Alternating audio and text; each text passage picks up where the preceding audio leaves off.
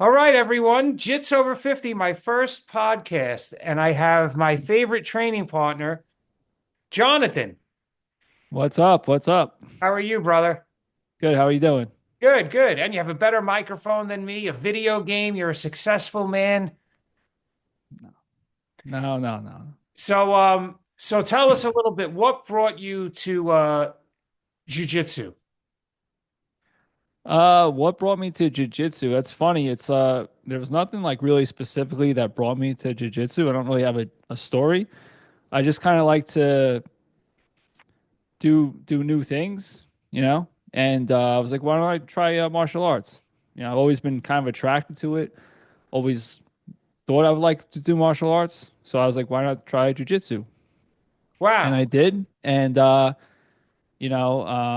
just kind of dove in head first. I didn't really think too much about it, and you know, there I How'd you was. find Just Codella? What led you to Codella Academy?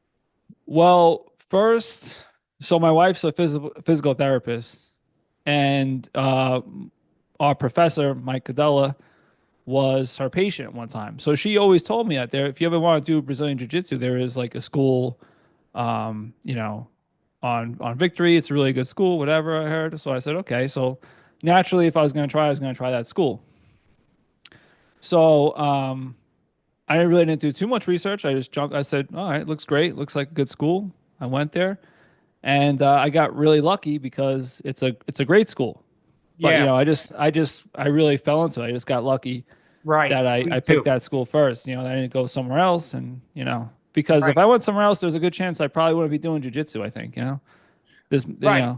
There was a lot of other options like karate, different types of kickboxing, whatever the different various martial arts are. Plus, there right. are a few jiu-jitsu academies, but like you said, every academy has its own flavor and attracts a certain type of student. Hmm. I don't want to get into an in-depth analysis, but each academy is different. They have Yeah, different aspects, different expectations, and I feel like Codella, we really go at the proper pace most of the time. I mean, we have a couple of crazy people, but for the most part, we operate in a way where we're definitely not looking to hurt each other, but we're still going to go pretty hard, but we're not going crazy. Like you watch right. B Team or some of these other, and I'm not saying but the way they're jumping around and putting different pressure on their knee from different positions. I mean, it works great when you're young, but as you get older, you realize your body's fragile. Your body's an amazing machine. Yeah, It's put it together is. by these ligaments and these little things, and as you get older, that all fades. And what's left is really your knowledge and your spirit, your fighting spirit combined with your knowledge that Mhm. keeps you going, right? Because you can't compete with a guy that's 20 years younger with the giant 14-inch bicep. It's not easy. Yeah, it's Is not. that It's big? not I easy. don't know. I don't even know what would be considered I a don't big know. bicep. I don't know. I don't know. I guess So what it sounds about good. our relationship, John? How did you remember meeting me? What was it? A couple of years ago, right? Probably 2.5 years ago. You came in and you went to it was Merrick. I think it was the Wednesday class open mat with that Merrick Right. runs. So you were there, and I think you were asking me about footlocks or something like that. You were asking one of us about footlocks, and you didn't really mention that you trained jujitsu. So I thought you were new because I didn't see you, and then you didn't. It seemed like you didn't know too much about footlocks. So I You didn't thought realize I you had was all this. new like a white belt? Well, I didn't know because I was you just kind of were Oh, asking that's questions. So I awesome. just naturally I didn't know, and then when I started rolling with you, I figured, okay, this guy really knows his stuff. Obviously you're really good. So then, I was like, oh, okay, never mind. This guy's good. But Yeah, you know. I remember like watching you, and I was like, wow, that guy looks like he's really good, And then like I think you footlocked somebody, and at Marcelo's we weren't. It's like we weren't allowed. We really weren't allowed. All you could be was like a good straight ankle locker up until I think brown belt or something, and then you could start heel hooking. I forgot what the parameters were. I Which know some schools go by like what the tournaments say and like the IBGF, whatever it is. I don't even know the organization, yeah, the that's actual what they acronym do. offhand. That's what Yeah, they. but Yeah. we do from blue belts right as soon as you get into the advanced Oh, I mean, class. yeah, I don't, So, I didn't even know there was a blue belt restriction at our school. I mean, we have literally I mean, from what I know, no real rules to our grappling. If you can submit somebody, you can submit them, whether it's a crank or a bicep slicer or So I feel like that's a more of an old school aspect to our school.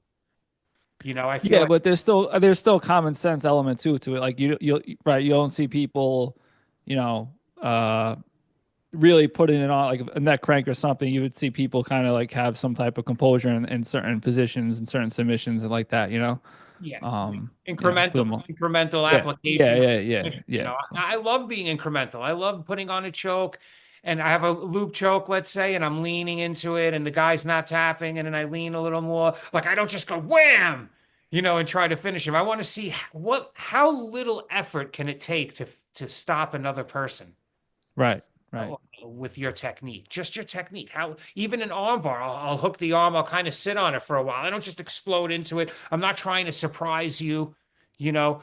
And Uh, but I think that's at that brown belt level. That's what happens. I think you don't have to be as tricky. You're being yeah. tricky because you still have a whole. So first we stop using speed, strength, then we stop using speed, but we're still tricking the guy, Hmm. right? Once you're a brown belt, now you could be obvious.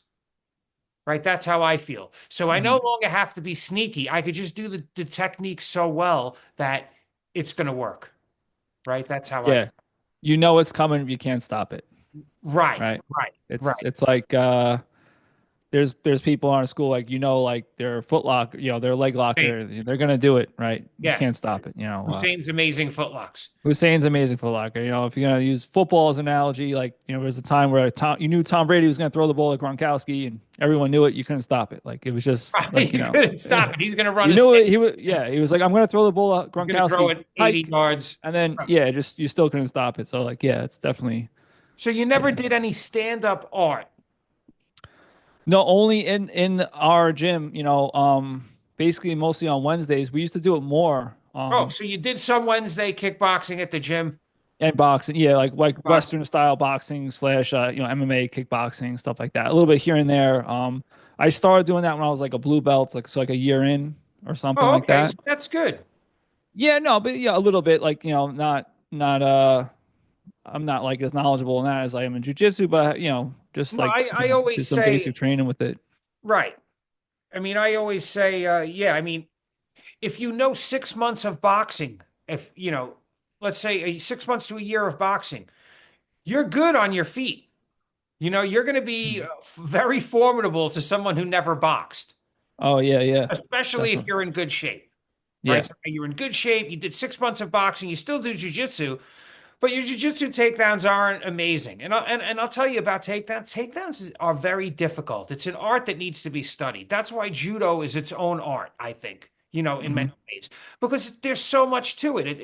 And you have to really focus on all the aspects of how to take somebody down. It's a lot of work. Whereas boxing, I could teach somebody boxing in 6 months and they'll know enough to defend themselves, right? Where yeah. so you could do jujitsu and your takedowns suck, but your ground is going to be good after 6 months. Plus, you did 6 months of boxing. In all honesty, I feel like everybody in life should have 6 months of each. Everybody. You I should. I I think so. Yeah. You don't like it. I get it. You don't think you don't want it to become a lifestyle. I understand. I wanted it to become a lifestyle. Right.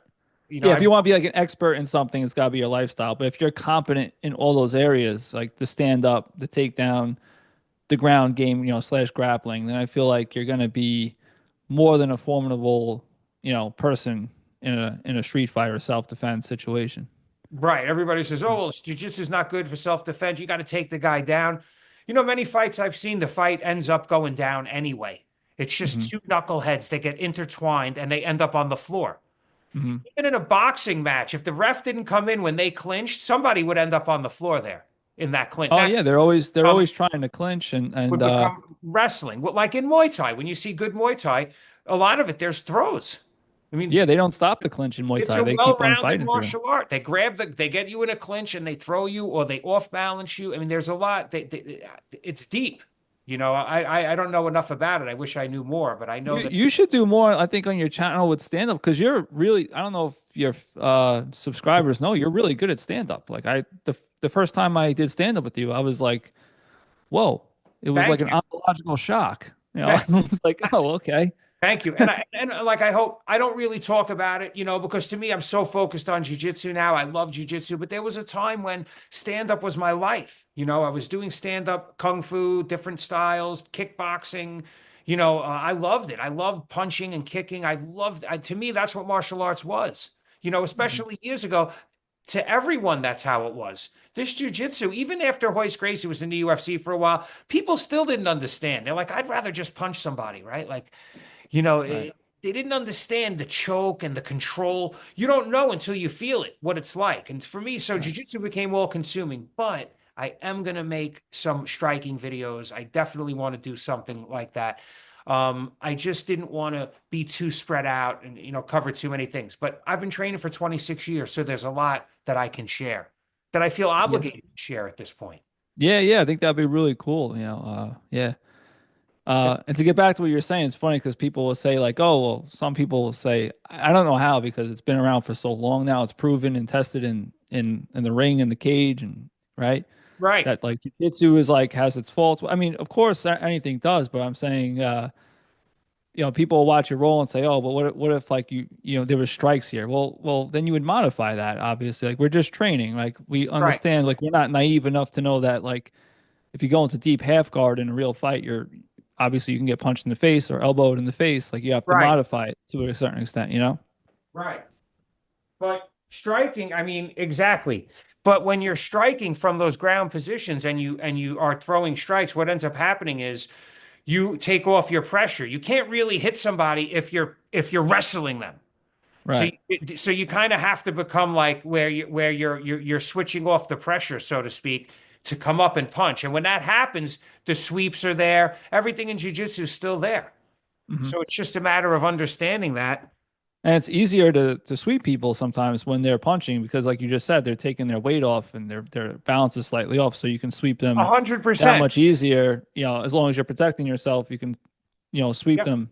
Yeah. One of the first time I felt it wasn't jujitsu. It was here's a theory. So my theory is people are either strikers or they're grapplers.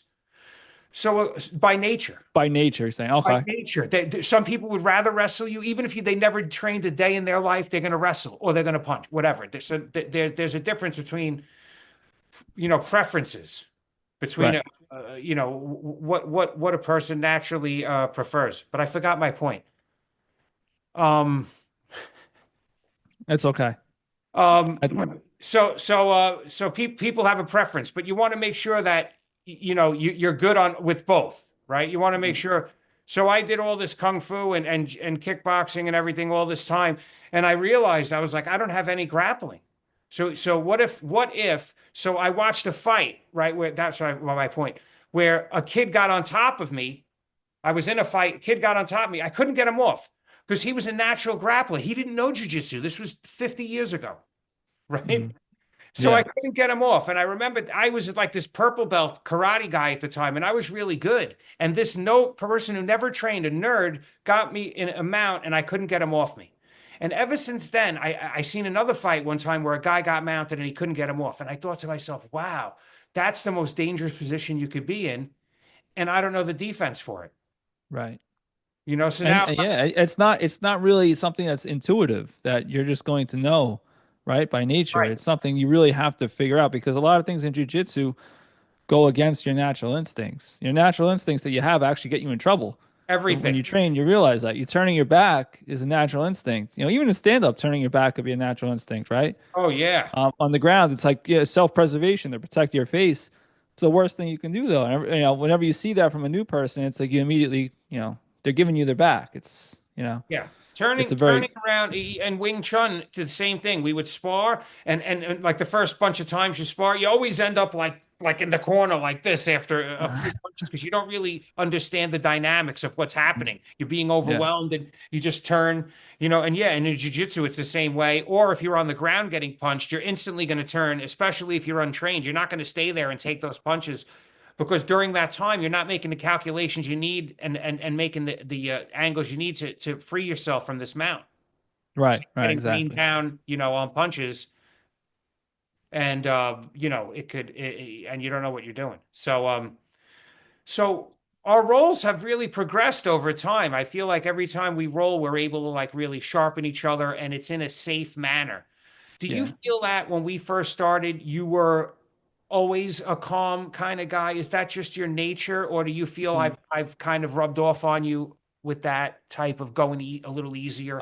No, actually, I think I mean I am a pretty calm guy, I think, but the when I first started jiu-jitsu, it was impossible for me to grasp the concept of rolling or sparring calm because I had no skill. Right. And for me, I felt like I was in a fight. Yes. So when you're sparring somebody, I didn't want to be that spazzy white belt, but I really didn't know how not to be. So it No. took me time when I developed skill to and probably getting a couple of black eyes along the way that I realized, oh, okay, like maybe I should, tone it down a notch. And then I think I took it to heart maybe a little bit too much at one point, Is that and then I before realized, we okay, met, or so you were already thinking that way? I was already, oh yeah, yeah. By the time I was a blue belt, I was, but I was rolling like really, really, kind of passive. And then I said, okay, well, there's a way to be offensive without, being spazzy. And then I had to find that, equilibrium, that balance, I guess. And, it just gets easier with time. And that's one of the reasons why I think you have to train jujitsu for a long time is you have to figure out that balance of how to roll amongst many other things. Hmm. The Right, more right. skill you have, the easier it is to roll smoother, calmer, easier, I think. Yes, 100%, definitely. Especially against someone who's less trained than you. It's almost like you're asleep if you're going against a guy that just walked in. And what's amazing is no matter how big and strong they are, if you have enough experience. Now, I hear this argument, experience doesn't overcome strength and size, or training, skill doesn't overcome strength and size, but I disagree. I think it does to an extent. It can only overcome so much depending on Hmm. where your skill level is. Your skill level has to be at a certain place to overcome the bigger, stronger guy. If it's high enough, every Hmm. coach I've had was 150 pounds Hmm. up, even now. Mike's not a big guy. And when he's on top of you, it feels like a 600 pound, gorilla's on top. You can't really And do I see anything. him rolling with young guys that are really strong and really good, and like guys that I'm really kind of worried about, and he just handles them. Oh And yeah, it's he's it's over incredible. 60, I believe. Hmm. Not to bring up age, not that I'm a big age guy, but it is part of the channel's It's no, angle. it's really it's incredible to watch. Yeah, absolutely. The Yeah, it's smaller. inspirational. Yeah, it is inspirational, and to feel. Jiu-jitsu is about feel. And for the most part, you can watch it all day long until you feel it. You don't understand what's happening. It's I like, I I agree. I think some people have like a natural proclivity to learning through watching, videos or reading about it, whatever. But for me, definitely, I have to go hands on and I have to build that muscle memory and rep it over and over and over again, or else oh, I will not understand it. You know? definitely. But if you're Yeah. injured and you have time off, if you have free time and you haven't been able to train, and that's the best time to watch Yeah. videos. Oh And yeah, and I think the videos are great for supplementing what you kind of are already doing, right? Like if you're like people who watch your channel, they're probably people that do jujitsu, right? Or are interested in it. So they can learn from that because they understand, right, what you're doing. They might understand at that level, but they understand, oh, I got into this position. I'm not right. sure what to do here, What do but you he do knows what when to you're do. there? What do you do, Right. regular Joe, average Joe, older man? How do you handle it? And if you handle it, then I can easily handle it because I'm young or whatever. But Hmm. I've had a few guys message me, send me pictures. They competed, they started training, and they said it was because of my channel. Oh yeah. Found the channel, didn't even maybe know what jujitsu was, and they saw that big video with the million views, and Uh-huh. and then that sucked them into the jujitsu world, but also my explanation and my like ethos or whatever. Because my whole thing is if you go easier, you're gonna develop better skill and you don't get hurt. It's a good Do I model to go have, right? hard? It's a good. Sometimes. Do I go hard? Definitely sometimes. I would say 10%. So Hmm. 10% of my training, I go hard. And it might be for different reasons. There's an ego banging, or there's somebody that's going nuts, and I just want to match them sometimes for a minute and make sure that Yeah, it's easy to take your ego away when you're with somebody that's being non-competitive, but when you're going against a guy that's being a knucklehead or whatever, sometimes I step it up, Hmm. and Oh yeah, I so, mean it's natural. You can't you when they say take your ego out of it, you can only do that so much or like because we're go with humans, Chris, right? Or avoid Chris, right? Like, so they go, oh, I wouldn't roll with that guy when they see my video with Chris. It's like, yeah, but you got to roll with Chris, Was right? Chris the one on the white Yeah, belt on because the, that's okay. the guy that's where you're proving what you know, right? You're showing and proving, like this is jujitsu. Here it is. This is what I can do. Instead of avoiding him and saying, "Oh, well, I might get hurt if I roll with that guy." You should be able to control. Not everyone. Yeah, if you're a blue belt and you're 50 years old, maybe you can't control Chris. But I've started when I was 2008, so I could control, I can handle Right. a crit, so it's different for everyone, but never avoid any partner forever. You should train, Oh yeah, no. how scary the guy is, how. No, yeah, I think I'm a big fan. I'm a big believer in that is just train with everybody. Like just spar with them. I mean, unless you think the person's No, but I obviously the avoid person's certain dangerous or guys. like mentally unstable, Some that's another guys are a issue. But little like, dangerous. Their yeah. jujitsu's a little dangerous for whatever reason. Hmm. They're explosive a little bit. They could be the nicest guy in the world, and then they explode and they blow out your leg or whatever can happen, which actually Yeah. to But me. I think like rolling, but like, all that taken out of account, but like rolling with everybody, like never like looking, oh, that guy's a lower belt than me, but he might get me this time. Yeah, like who cares Right. about it? Just roll, Oh just yeah. roll and roll some more. No. And the I've more been you letting the roll, the lower more you, belt start in side control. I've been you know why? Mhm. Because my knee is hurt and it's safer. It's safer to let somebody start in side control and sweep them than it Yeah. is to try to run around their guard with a bad knee. So, all Hmm. right, start in side control. I get to work my defense. And you know what? Sometimes they surprise me and it might take me a couple of minutes to get out, Yeah. but because they're shutting down the exits, they're doing a good job. Like that Mhm. guy today, that new guy, Matt. I got to Oh make yeah, a yeah, video yeah. with him. That guy was the size of an oak tree. He, That guy he was huge. said he was only 225 pounds, but he was like 6'5", and he looked massive. He looked, I don't know. He said he And had he was no strong. experience, but he was very, very, already very tough. But he played Hmm. football and, so I made a video. I mean, I explained when he rolled with you, I said only start on your feet and try to pass Jonathan's legs, then start on your knees and try to pass Jonathan's legs, and then switch. And you know what? I just invented that today, and I think it's such a good idea for a brand new student. That's good. I didn't realize you were videoing that, but yeah, I it didn't was. video you and him, but I videoed me and him talking about it. Oh, okay, yeah, And I yeah. just No, broke it. it's a really good drill, and I told him after you did it, I said this is actually really good because a lot of jujitsu is passing and retaining your guard. Like that's Right. if you That's can do it. that really well, both of those things, Right. From it's the makes feet, it easier. and from the knees, right? So Hmm. you want to be able to pass from both, you want to have that knee pressure pass and that quicker run around type of pass, Hmm. and then learn to combine them and left and right and blah blah blah, which he was already doing. Yeah. He was already like causing some trouble. I mean, he was already giving people some George, problems. you could say it. Yeah. No, Oh, I know. Yeah, I mean, listen, I don't blame him. He's a young 25-year-old, athletic kid. So, oh, crazy. How about Bruno, Unchokable Bruno that's on the channel? He I know. Yeah, he doesn't like. I was like, doesn't does he have like a neck? tapping. Does he even have a It's neck? hard to Because get him he in no doesn't. gi. It's hard to get with the gi. He taps if you get it around his neck. Oh, really? Okay. Yeah. Oh yeah, yeah. Well, Because it's that good to know he's human then. can't tough it out. Yeah, the gi around your neck. It's like somebody's. It's It's I not a think good feeling. it's more powerful. I think Hmm. than a rear naked choke. That's a good debate actually. Is a collar I think you more have a point. powerful? Yeah, it's definitely a different feeling than getting choked with the gi The collar than goes getting choked right with to the the arm. bone. It just goes right to, I mean, a choke, a rear naked choke can also, but It uh, has to have more torque with the collar. the collar and everything, and it has to have. I would think it has more torque, and I would think so. You Yeah, I know, mean, especially like the, a bow and arrow. yeah, it's a different. It's more of like a pulling mechanic, right? Yeah, And then the rear naked is kind of like a squeeze. like a canto choke. Like when Mike does the canto choke on me, my head feels like it's gonna pop off. Hmm. Um, so, well, let me ask you, what do you, how long have you been training?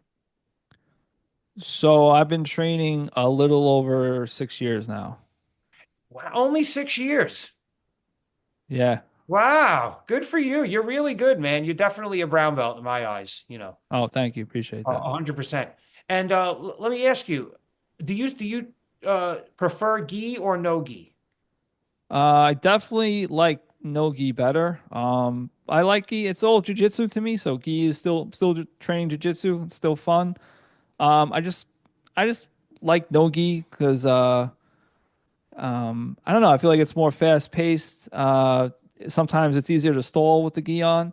Um, they're both good for different things. I think the gi is still practical because even for like let's say like a self defense situation, a lot of people will say, well, no gi is probably more practical, and I'd say, well, it not really too because the gi could kind of you can use that as an example as like let's say someone in the wintertime is wearing a jacket, so the gi replaces that really, I so was it's I, I I think was it's working construction, and I was hanging out with this guy friend, a friend of mine, and he says, "Oh, can you show me some choke in jiu-jitsu?" So I did the rear naked choke, but he had his jacket on. He almost didn't tap because oh the really. jacket, it was a big winter jacket. It was preventing my arms from really getting deep in, right?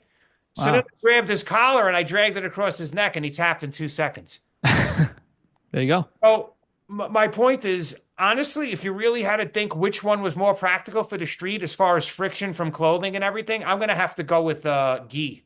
Yeah, it I, depends. Look, it depends on where you are. I mean, if you're on but a if you beach, only train gi your you whole know, life and you have a fight on the beach, then that could be a problem. right. You know what I mean?